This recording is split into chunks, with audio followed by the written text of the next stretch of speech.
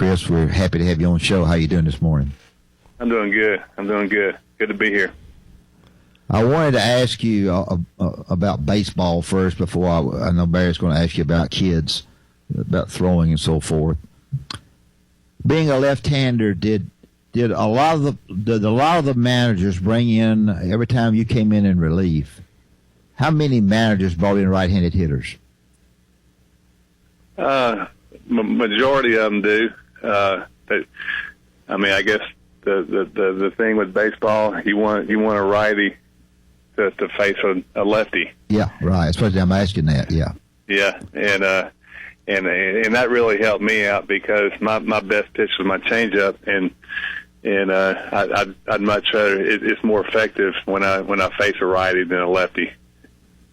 When they call the bullpen to warm up whoever, lefters, right hand, whatever, do they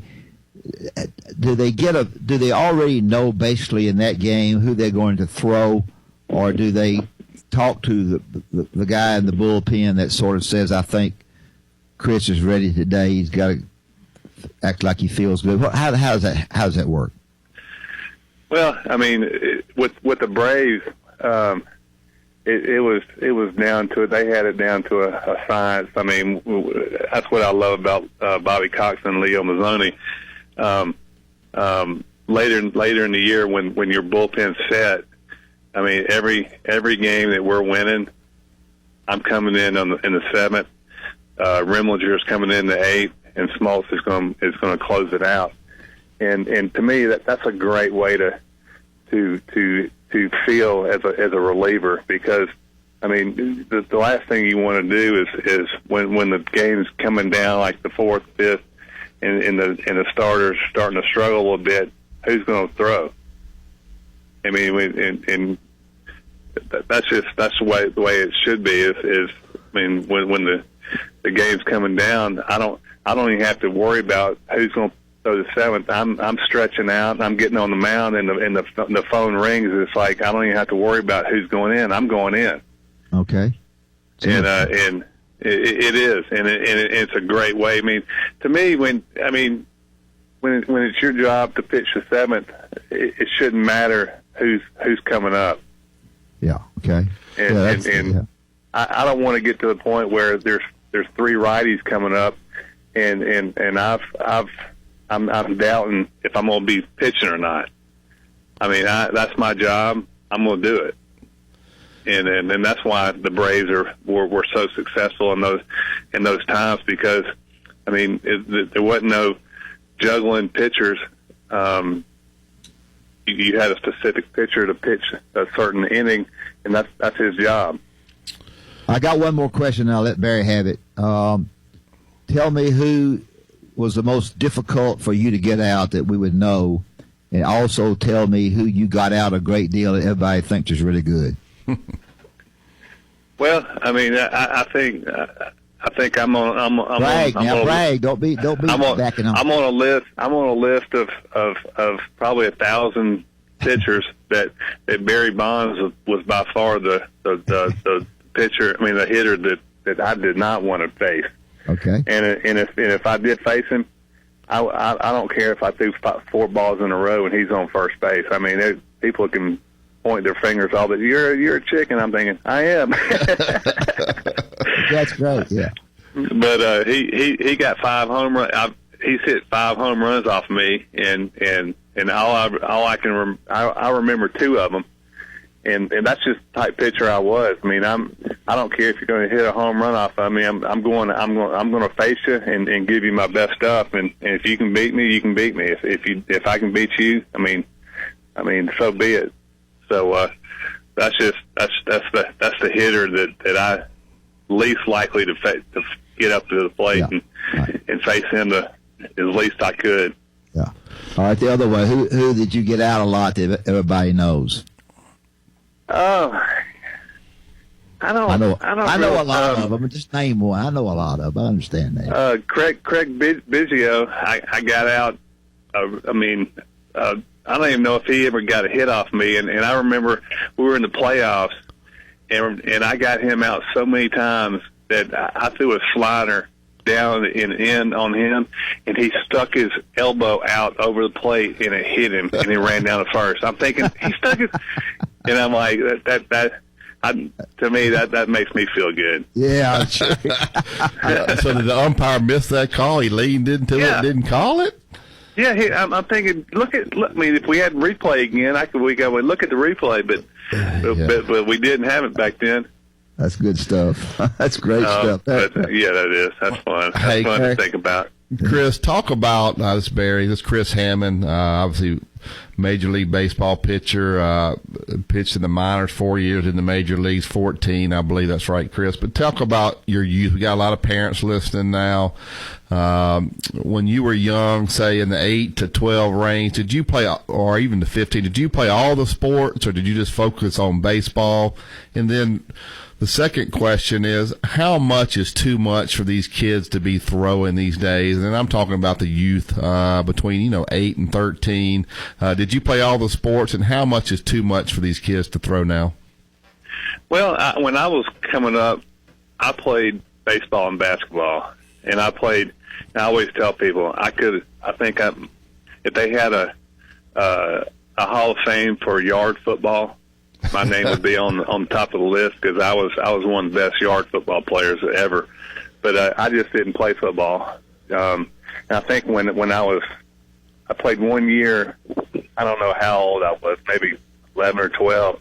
I think somebody got hurt, and they had to cart him off the field. And I'm thinking, I didn't want that to happen to me, because I love baseball and basketball. So I just stuck with baseball and basketball, and I did it up until my junior and senior year in high school basketball. But I played baseball forever, and to get to the point where how much I played baseball, organized baseball, about 3 months out of the year, 3.5 months out of the year, and in basketball probably all 12 months out of the year.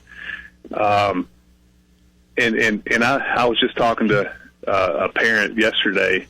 He had a young son at 10, and he goes, "Well, what do you think about the curveball?"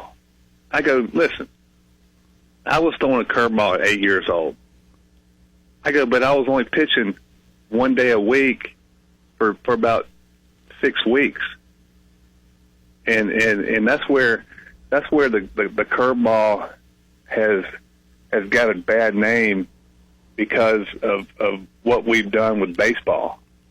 I mean, we turned the baseball season from February or March until early June, until we've turned it into a 12-month thing where kids these days, if you're a good pitcher and you got a good curveball, there's travel ball teams out there that I mean, they're gonna recruit you to be on their team, and in these days, if you're playing travel ball and you don't have a curveball at 8 years old, you're not going to be a pitcher. And parents have just they've been brainwashed enough that they think that if your kid's not playing travel ball at 8, 9, 10 years old, they ain't gonna have a chance. What is your suggestion? How much a kid should throw? I think I hear you. You guys were playing baseball 3 months. Now these kids are playing, I don't know if it's 12, they're playing a lot. They have a lot of these tournaments now, these travel ball tournaments, and they try to cram it in one day, where a kid is playing, they could play 5 games in a day, which is, to me, is just ridiculous. It's way too much. That's 5 games in a day, plus games during the week. Just throwing the ball to first from the shortstop. Warming up, you're throwing too much in 5 games a day. Just talk, what is too much for these kids to throw? And I'm talking between 8 and 12 years old. I'm going to tell you right now. I mean, I tell a parent at 8. I mean, until you get to 12 years old. I mean, I'm all about why can't you just play city ball or I mean, and let your kids go out there and have fun. Yeah.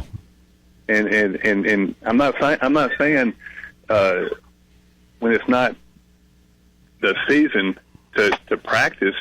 I mean, you can work on things, and and trying to get better.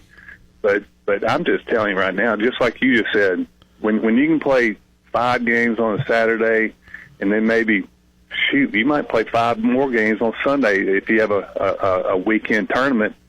And if you're a pitcher, I mean, they're going to pitch you.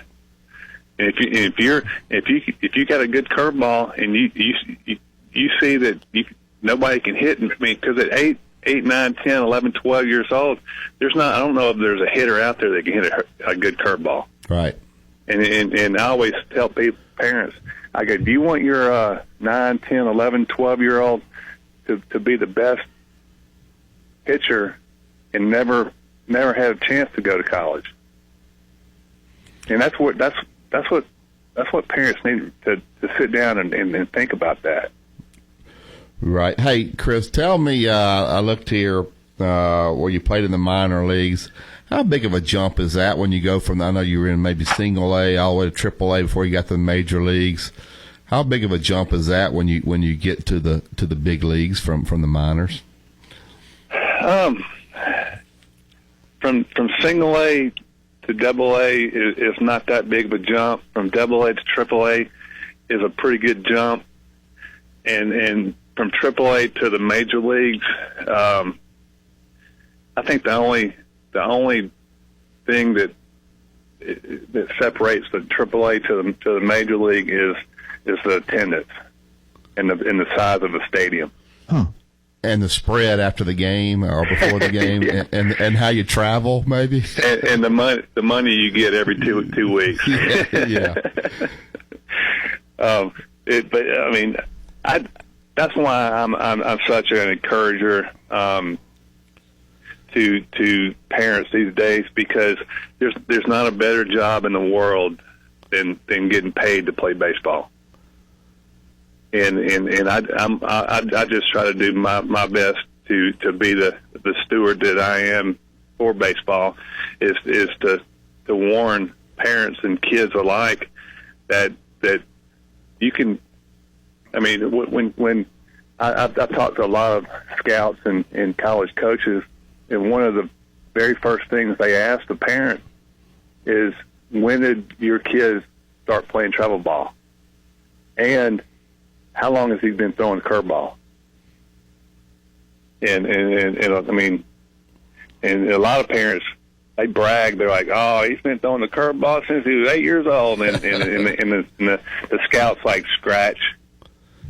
And I mean, Oh, that's a good point right there.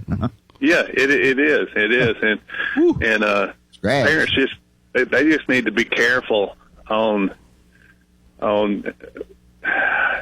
just watching their kids on how much they're pitching, and how much they're throwing the curveball and the slider.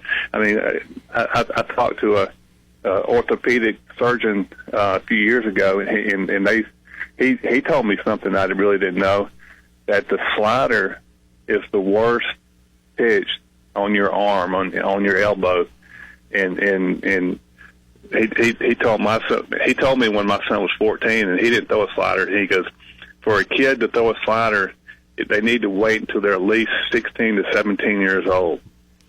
What is the difference in a slider and a curveball? Is there a difference? Yeah, I mean the curveball is more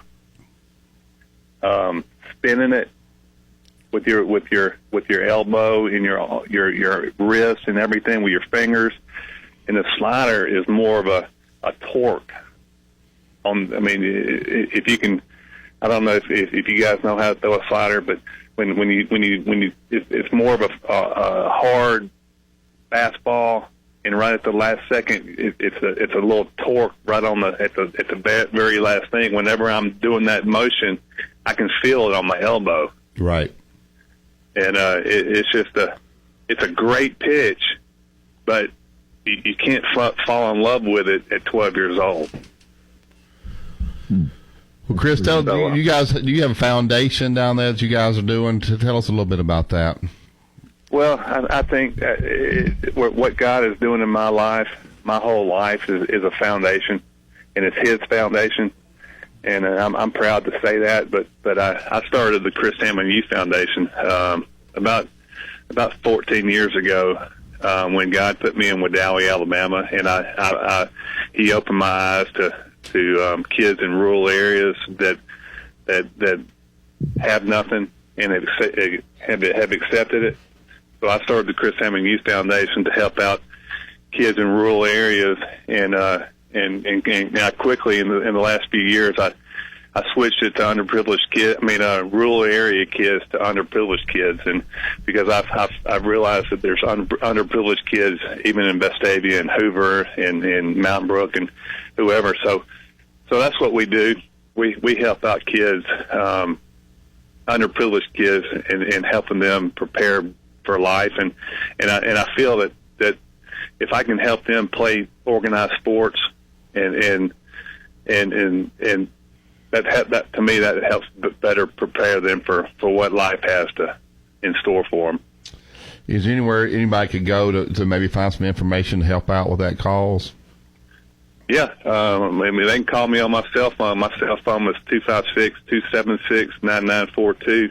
You can give that to anybody. I mean, that's just who I am. And he is. That's what his boy is.